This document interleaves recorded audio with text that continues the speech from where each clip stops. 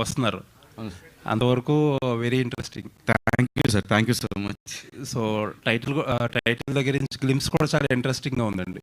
Thank you sir. నాకు ఒక doubt ఏంటంటే, ఇప్పుడు పెద్ద సీరియస్ క్వశ్చన్స్ ఇచ్చి అంత కంటెంట్ ఏమి ఇవ్వలేదు మీరు.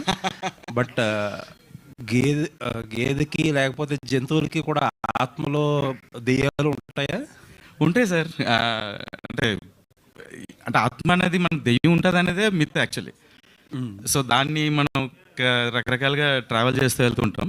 బట్ గేదె దోమలు దెయ్యాలు అవుతాయి, మనం తినే కోళ్ళు దెయ్యాలు అవుతాయి. యాక్చువల్గా నేను డాకినీలతో కొన్ని అనుకున్నా, వాళ్ళు తినే చికెన్ కూడా దెయ్యం కోడని, వాళ్ళు తినే మటన్ కూడా దెయ్యం మేక అని. కాదండి, గేదెల దాకా ఆపేయండి. ఎందుకంటే ఇప్పుడు మీరు కోళ్ళు మేకలు కూడా దెయ్యాలు అవుతాయంటే అదో టెన్షన్. ఇప్పుడు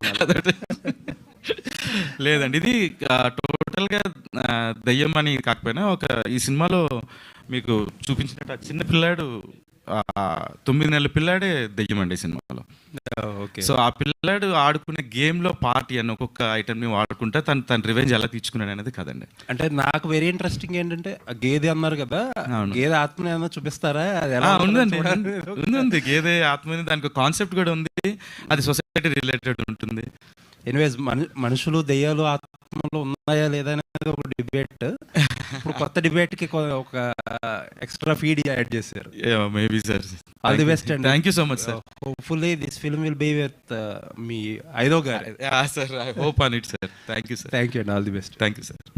రవి గారు, శిశు గారు చెప్పండి. Congratulations first. చాలా మీకు ఐదో గారు తింటే కడుపు నిండింది, కానీ మాకు మిమ్మల్ని ఎక్కడ చూస్తుంటే కడుపు నిండుతుంది. థ్యాంక్ యూ సో మచ్ అండి. ఎందుకంటే ఐ నో యువర్ స్ట్రగుల్, ఎంత కష్టపడ్డారో.